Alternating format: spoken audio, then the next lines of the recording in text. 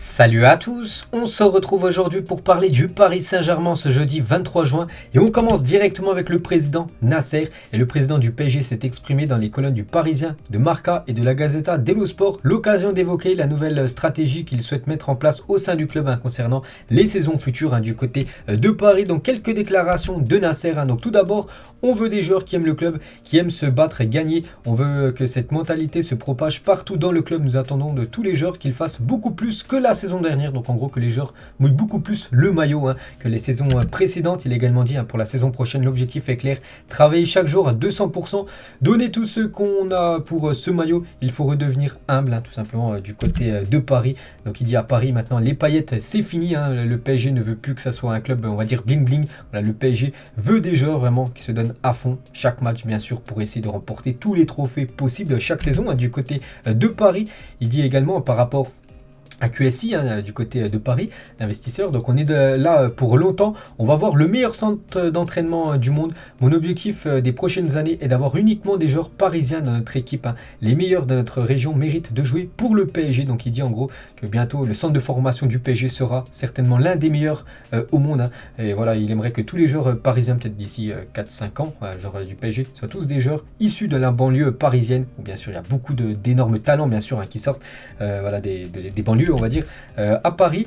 Toujours avec Nasser à propos de Kylian Mbappé, l'offre du Real Madrid était meilleure que la nôtre concernant ce qui s'est passé là lors de ces dernières semaines.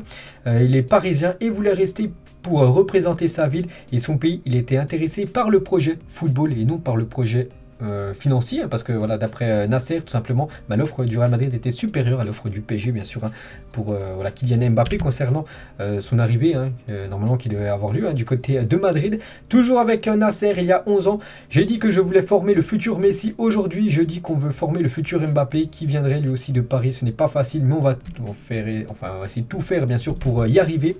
Il dit également, aucun joueur ne veut partir par rapport aux indésirables. On pense à Icardi, on pense à Kehrer, on pense à Kurzawa. Voilà des joueurs qui restent du côté de Paris jusqu'à la fin de leur contrat parce qu'ils touchent un gros salaire. Mais voilà, le PSG ne compte plus du tout sur eux. Donc il a dit, la position du PSG est claire. Les joueurs qui ne font pas partie du projet devront partir. Certains ont profité de la situation. Maintenant, c'est fini. Donc voilà, je vous ai dit, 3 joueurs. Il y en a encore quelques-uns, bien sûr. Qui profitent du beau salaire du côté de Paris. Tiens, je pense aussi à Draxler. Donc voilà, tous ces joueurs maintenant sont tout simplement sur le départ. D'après Nasser, le président parisien, il parle de Zidane. Zidane, on a choisi une autre option. On a choisi un entraîneur qui sera le meilleur pour ce que nous voulons mettre en place. On sait tous, bien sûr, le futur entraîneur. Il n'y a plus de reprise, ça devrait être Christophe Galtier. Et une déception des supporters avec Galtier au lieu de Zidane. Parce que voilà, les supporters du PSG voulaient Zinedine Zidane. Donc en gros, Zidane, actuellement les gars, c'est impossible. Du coup ce sera Galtier. Donc il a dit le rêve est une chose, la réalité une autre. Donc rêver plus grand c'est bien, mais là nous devons être réalistes. On ne veut pas on ne plus du flashy, du bling bling. C'est la fin des paillettes. Voilà ce qu'il dit.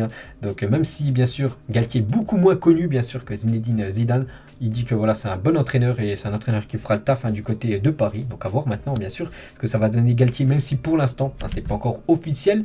Nasser parle de Javier Tebas, les gars, ce président de la Liga, vraiment qu'on voit beaucoup de piques sur le PSG déteste l'équipe parisienne. Qui est Tebas? Je ne connais pas cette personne, je me fiche de ce qu'il dit. La vérité, on en parle depuis des années, nous avons un projet à construire et nous allons continuer. Donc bien sûr, il n'écoute pas du tout toutes les critiques du président de la Liga par rapport à Nasser et l'équipe parisienne.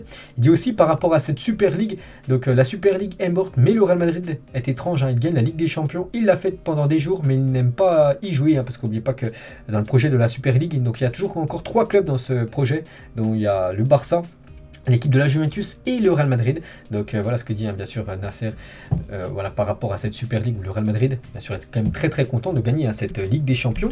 Il parle cette fois-ci de Léo Messi, les gars. Je suis persuadé que la saison prochaine nous verrons le meilleur la meilleure version de Léo Messi. Après seulement 1 an, son transfert est déjà rentabilisé financièrement parlant. C'est avec Messi, les gars, depuis son arrivée, c'est quand même le joueur qui a vendu le plus de maillots, Floki Messi, du côté de Paris. Donc il a ramené beaucoup d'argent. Bon, après niveau sportif, c'est un peu, on sait qu'il reste un petit peu en travers la gorge. Ça n'a pas été non plus une énorme saison, mais voilà, là c'était la saison, on va dire, d'adaptation. Maintenant, il va falloir confirmer la saison prochaine, bien sûr, pour le joueur argentin qui restera du côté de Paris. Nasser, il a également dit, nous allons créer un comité consultatif. Ça sera un conseil avec 5 ou 7 personnes de très haut niveau amoureux du PSG qui ont des idées et qui seront prêts à aider. Ces super fans vont nous apporter leur expérience. Voilà, ça sera des supporters, quelques supporters, 5 à 7 personnes qui sont vraiment des grands fans du PSG. Qui diront en gros au club tout simplement qu'est-ce qu'il faut faire pour améliorer tout simplement cette équipe parisienne. Il dit aussi par rapport aux supporters qu'on fait la grève en fin de saison dernière, nous voulons que les vrais supporters soient derrière le club dans les bons comme dans les mauvais moments. Ça c'est des vrais supporters, on ne veut pas de supporters présents juste quand on gagne. Voilà, c'est le typique envoyé aux supporters parisiens bien sûr. Je pense que les supporters parisiens maintenant dès les premiers matchs de la saison prochaine les gars, bien sûr l'ambiance sera revenue du côté du Parc des Princes. Il parle aussi de Neymar les gars, est-ce que Neymar fait partie du nouveau projet parisien pour ce futur On ne peut pas en parler en public car certains joueurs vont arriver, d'autres vont quitter le club, ce sont des négociations privées. Donc en gros il dit pas ouvertement que Neymar fait partie vraiment du nouveau projet parisien. Donc en gros il dit que pour l'instant ça reste plutôt privé les négociations et bien sûr Neymar serait peut-être sur le départ. Et les mots de Nasser là juste avant que je l'ai dit sur Neymar ont été jugés très sévères par l'entourage du Brésilien. Neymar est motivé par le projet parisien et il veut contribuer. Il ne compte pas quitter la capitale. Vraiment, Neymar veut rester au Paris Saint-Germain. Les prochaines saisons, encore 5 ans, il est sous contrat du côté de Paris. Parce qu'oubliez pas que le contrat de Neymar sera automatiquement prolongé jusqu'en 2027, au 1er juillet prochain. Parce que l'année dernière, au printemps 2021, donc l'année dernière, il avait négocié, le PSG lui avait proposé bien sûr de prolonger son contrat de 5 ans supplémentaires et du coup Neymar a accepté, donc c'est pour ça que maintenant il a un nouveau contrat là, qui va être ajouté bien sûr à ce contrat qui se termine là dans exactement normalement 7 jours, donc 5 ans de plus pour Neymar. Je pense que ça aurait été maintenant, je pense pas que le PSG l'aurait prolongé, donc le Brésilien sera donc parisien pour encore 5 ans de plus donc s'il respecte la durée entière de son contrat, Neymar aura donc joué pendant 10 saisons du côté du PSG. N'oubliez pas qu'il est arrivé en 2017 et s'il va jusqu'à 2027, ça fera 10 ans du côté de Paris pour Neymar, qui touche beaucoup d'argent. Actuellement, il touche plus de 30 millions d'euros net. Donc, si on prend 30 millions sur 10 ans, ça ferait plus de 300 millions d'euros net qu'aurait touché Neymar du côté de Paris. Juste salaire de joueur, après on compte pas bien sûr tous les extras à côté pour le joueur. Et le PSG, vraiment s'il venait à licencier Neymar, bien sûr si tu le licencies alors qu'il lui reste encore 5 ans de contrat, il va falloir lui payer tous ces dernières années de contrat. Et le PSG devra débourser plus de 130 millions d'euros, l'équivalent de ses 5 dernières années de contrat s'il souhaite se séparer de Neymar. Donc c'est pour ça qu'il y a une option seulement pour Neymar, c'est soit de le vendre ou le prêter. Mais voilà, le licencier, c'est pas possible, bien sûr ça coûterait trop d'argent à l'équipe parisienne et le PSG est prêt à laisser partir Neymar. Donc le club a déjà fixé son prix, mais le montant n'a pas encore filtré. Bon, je sais pas combien coûterait actuellement Neymar. Bref, son salaire de 30 millions d'euros par an est difficile à assumer pour ses prétendants. Donc il y aurait peut-être Newcastle, les gars. Newcastle maintenant c'est un club très très riche en Angleterre qui serait intéressé par Neymar. Pour autant, le joueur serait contraint tout simplement au fait de rejoindre Newcastle, surtout que Newcastle ne joue pas la Ligue des Champions alors que le PSG, son club actuel, joue la Champions League saison prochaine. Et toujours avec Neymar les gars, donc actuellement il profite de ses vacances Neymar, il reviendra d'ici à peu près un mois à l'entraînement du côté de Paris pour préparer bien sûr à cette future saison. Et une petite info les gars, Neymar qui s'est fait très très peur parce que le jet privé de Neymar qui relie à Miami à Sao Paulo a dû atterrir d'urgence à Boa Vista en raison d'un problème de dépressurisation, je sais pas trop ce que c'est, bref, donc il y a un problème au jet, dans le jet privé. Donc Neymar il a dit: je remercie tout le monde pour les messages, mais tout va bien, nous rentrons à la maison, c'était juste une frayeur, donc tout s'est bien passé, ça bien sûr, une très bonne nouvelle. On va parler cette fois-ci des coachs du côté de Paris, c'est vrai qu'on annonce Galtier, il y avait Zidane, il y a aussi Pochettino qui est toujours le coach, et actuellement Pochettino les gars qui est toujours l'entraîneur. Le PSG devrait officialiser le départ de Pochettino au plus tard en milieu de semaine prochaine. Les négociations bloquent au niveau des adjoints de l'entraîneur, donc on peut voir tous ses adjoints parce qu'il a quand même 4 adjoints. Pochettino il a son fils, il a aussi Jiménez, Pérez et D'Agostino, et du coup pour l'instant ça coince un petit peu avec les adjoints concernant ce licenciement, donc c'est pour ça que ça prend un peu de temps. Donc du coup il faut déjà licencier Pochettino, donc là c'est on va dire une question d'heures voire de jours, et du coup on peut voir déjà qu'il est sur son compte Instagram les gars, ça sent la fin de l'aventure parce qu'il a mis ça sur sa dernière story Instagram, quelques photos de lui à l'époque par exemple avec ses enfants. avec le maillot parisien. Donc il sait bien sûr qu'il va être licencié dans quelques temps. Et du coup pour le remplacer, c'est lui les gars le grand favori. Donc voilà, les supporters, le club, le Qatar, tout ça voulait Zidane. Zidane c'est impossible. Et du coup c'est le plan B les gars. Plan B c'est Christophe Galtier. Le PSG et Christophe Galtier ont trouvé un accord autour d'un contrat de 2 ans plus une année en option, à moins d'un rebondissement improbable. Il sera le successeur de Pochettino. Donc voilà, c'est fait à 99,9% Galtier. Bon, ça sera pas officiel. Tant que Pochettino, ça ne sera pas officiel. Il faut déjà virer l'entraîneur actuel avant d'annoncer le nouveau. Ils ne vont pas déjà annoncer Galtier alors qu'il y a toujours Pochettino en place. Donc voilà les gars, après voilà, on sait que c'est lui le futur coach de cette équipe parisienne. Donc le PSG va quand même encore débourser beaucoup d'argent, débourser 10 millions d'euros pour faire venir tout simplement Galtier du côté de Nice. Donc j'ai vu à peu près son salaire, il devrait toucher un petit peu moins que ce que touchait Pochettino, mais il touchera bien sûr un très très gros salaire. Galtier, bien plus que ce qu'il touche actuellement du côté de Nice. Et Daniel Riolo les gars sur l'After RMC l'a dit jusqu'à avant-hier, Neymar était persuadé que Zidane serait l'entraîneur. Ça va lui faire drôle quand il saura bien sûr que c'est Galtier, parce qu'il rigolait à l'époque. Donc je rappelle que Neymar est dans un endroit à faire une activité que je connais bien en ce moment, poker. Bon bref, voilà ce que dit Riolo bien sûr par rapport à Neymar et à Galtier. Et selon vous, Christophe Galtier est-il l'entraîneur qu'il faut au PSG? Bon après, il ne faut pas oublier qu'actuellement, il n'y en a pas 50 de grands entraîneurs libres sur le mercato. Donc il y a beaucoup d'entraîneurs actuellement qui sont déjà en place. Il y a Zidane, mais bon, je l'ai dit, Zidane c'est très compliqué. Donc pourquoi pas Galtier les gars, c'est un entraîneur français.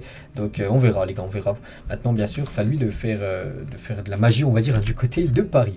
Et Sacramento sera l'adjoint tout simplement de Galtier. C'était l'adjoint de Galtier simplement à l'époque du côté de Lille. Donc il devrait revenir être l'adjoint cette fois-ci du côté de Paris. Et l'anecdote de Riolo sur les coulisses du dénouement de l'affaire Zidane. Donc Nasser ment quand il dit qu'il n'a jamais parlé à Zidane. On le sait tous, il y a cru, on y a cru et j'ai cru. Je ne pensais pas que le Qatar capable de prendre un râteau, et ils l'ont pris, ce râteau tout simplement par rapport à Zidane qui a refusé d'entraîner cette équipe parisienne. Mais Zidane les gars, actuellement il a refusé, mais Zidane n'écarte pas l'idée de devenir un jour l'entraîneur du PSG. Car aujourd'hui déjà Zidane, on va lui souhaiter un joyeux anniversaire parce qu'aujourd'hui une légende en France les gars. Il fête aujourd'hui ses 50 ans, une légende bien sûr. Zizou.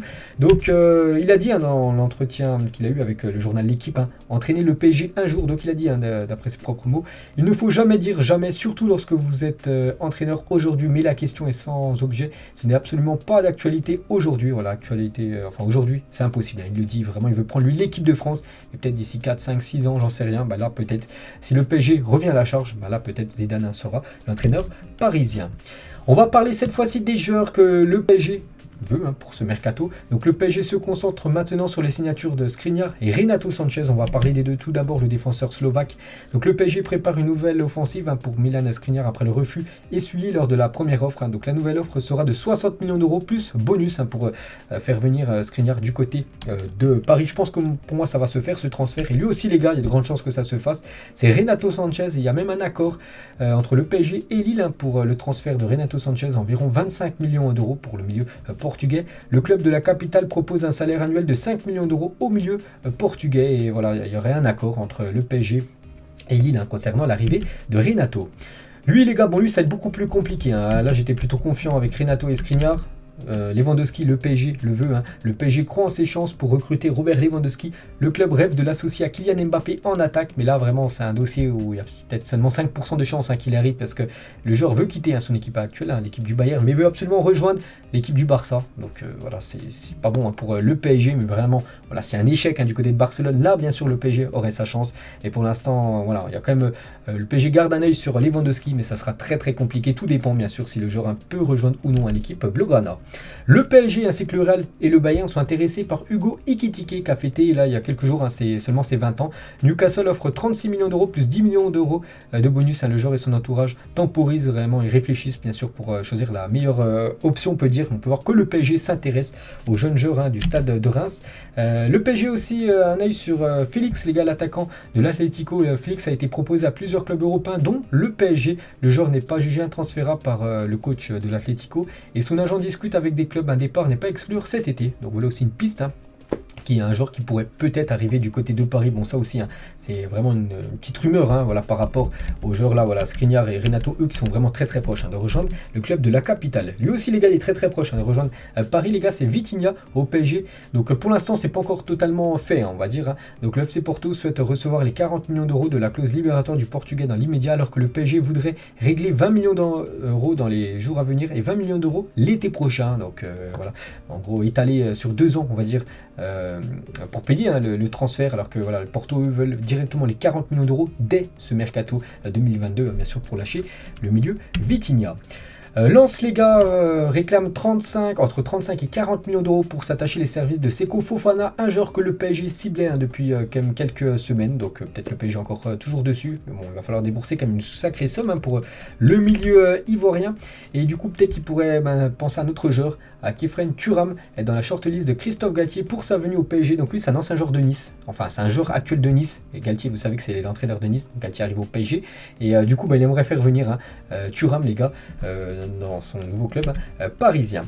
Et ce joueur, les gars, qui était pisté, hein, par l'équipe du PSG, donc ça sent pas bon pour Ousmane Dembélé, parce que pisté par le PSG, Dembélé pourrait du coup rester au Barça. D'après les dernières infos, il devrait accepter l'offre de prolongation du FC Barcelone, hein, ce qui veut dire qu'il ne viendrait pas du côté du PSG.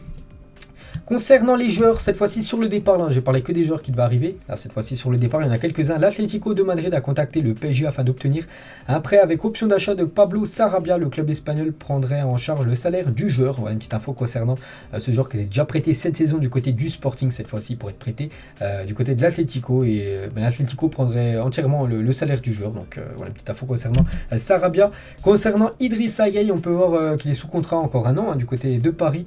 Et il intéresse l'équipe turque du Galatasaray, là Idrissa Gueye, donc aussi à faire à suivre. Concernant Paredes, tenté par un départ à la Juventus, peut-être, bien sûr c'est la Juve, hein. D'après la Gazzetta italienne, fait une belle offre. Voilà, Paredes, hein, pourrait quitter cette équipe parisienne. Lui aussi il appartient au PSG. Et Leeds, hein, s'intéresse à Kalimundo, dont le contrat avec le PSG expirera en juin 2024. Le club de la capitale réclame 20 millions d'euros pour libérer son joueur. Donc de toute façon, comment dire, le PSG ne compte pas le conserver, hein, pour la saison prochaine. Donc il y a de grandes chances qu'il quitte le club, et peut-être pour aller en Première Ligue. Luis Campos souhaite que le PSG évolue en 3-5-2 la saison prochaine. Cela expliquerait pourquoi certains joueurs sont visés, notamment en défense avec Skriniar ou en milieu avec Vitinha ou même Renato. Léo Messi pourrait être installé en numéro 10. Donc voilà les gars, une team bien sûr avec quelques rumeurs, hein, qu'on ajoute en tant que joueur. Si le PSG venait à jouer à 3-5-2 la saison prochaine avec Donnarumma au but, hein, Ramos, Marquinhos, Skriniar à la place de Kimpembe, Verratti, Renato en numéro 6, Nuno Mendes, Hakimi en piston, Messi en 10 et Mbappé et Lewandowski. Bon, Lewandowski c'est très compliqué, mais on sait jamais bien sûr. Donc voilà en gros, hein, ce qu'aimerait Luis Campos, hein, pour la saison prochaine. On va parler de John Textor. Donc c'est qui lui? C'est tout simplement le nouveau propriétaire de Lyon. Pourquoi il est dans l'épisode du PSG, donc parce qu'il parle de Paris, hein. Je n'aime pas les projets comme le PSG. Si on continue à faire ce que Jean-Michel Aulas fait depuis quelques années et qu'on y amène du divertissement et de la technologie, on va pouvoir gagner plus d'argent qu'avec un investisseur qatari. Et dit, hein, on veut gagner des championnats. Jean-Michel veut revenir sur le devant de la scène, hein. Il veut gagner la Ligue des Champions. J'espère qu'on va pouvoir réaliser tout ça. Donc il veut gagner des championnats. On sait que depuis quelques saisons c'est le PSG, hein, qui gagne beaucoup de championnats. Donc attention à Lyon les gars, parce que d'après le nouveau propriétaire, hein, Lyon veut gagner la Ligue 1. Donc maintenant il va falloir être devant au classement par rapport à l'équipe parisienne. On va parler du nouveau maillot du PSG. Donc Nike envisage sérieusement de proposer pour plusieurs clubs dont le PSG un maillot domicile qui serait porté sur 2 saisons. Bonne ou mauvaise idée selon vous? Donc après c'est à vous de voir bien sûr. Est-ce que vous aimez bien les maillots chaque saison ou un maillot tous les 2 ans qui pourrait peut-être être en place, hein, dans quelques temps? Donc comme ça ferait des économies, hein, au lieu d'acheter le maillot chaque année. Donc là tu pourras avoir le maillot du club, hein, pendant 2 ans. Et concernant le maillot de Paris la saison prochaine, la saison qui arrive, le 4e maillot les gars devrait ressembler à ça, un maillot tout noir avec les sponsors et des quelques traits en couleur or, hein, vraiment magnifique maillot, hein. Donc ce maillot devrait sortir, hein, dans quelques mois. Ce maillot à l'ancienne, donc c'est le maillot du Paris Saint-Germain, l'année où Kylian Mbappé a été né, donc il y a quelques temps. Donc voilà une petite photo montage, hein, de Kylian Mbappé. Est-ce que c'était lui? Non, c'est pas lui, c'est tout simplement le sosie, hein, de Kylian Mbappé qui a été pris en photo, un peu plus costaud, hein, que Kylian Mbappé. Donc voilà, c'est quelqu'un qui se fait passer, hein, enfin il se fait pas passer mais ressemble on va dire à Kylian Mbappé. Donc voilà. Et toujours avec Kylian, donc là c'était exactement il y a 2 jours, donc il y a 4 ans, donc Mbappé 19 ans et 183 jours, a devenu le plus jeune buteur de l'histoire de l'équipe de France dans une Coupe du Monde, hein, c'était contre l'équipe du Pérou. Mamadou Sakho, ancien capitaine parisien. J'ai perdu mon père à 13 ans, je devais devenir un homme. C'était pas une option de jouer au foot, c'était un devoir. On m'a demandé si c'était difficile d'être capitaine du PSG à 17 ans. Le plus difficile a été d'être capitaine de ma famille à 13 ans. Voilà ce que dit Mamadou Sakho, ancien joueur du PSG. Donc maintenant, je crois qu'il évolue toujours en Ligue 1. Il évolue du côté de Montpellier. Donc bien sûr, un très grand joueur, une légende, on peut dire, du côté du PSG. Il a été capitaine très jeune de l'équipe parisienne. Et on finit les gars, c'est la dernière photo aujourd'hui. Donc deux légendes. Donc Ronaldinho et Léo Messi, deux joueurs du PSG. Donc un joueur, Léo Messi qui joue actuellement, et Ronaldinho, ancien joueur parisien. Donc voilà une photo bien sûr de ces deux Parisiens. Donc voilà les gars, la fin de cette vidéo. J'espère que ça vous a plu. On se retrouve lundi prochain les gars pour la prochaine vidéo consacrée au PSG. Ciao à tous.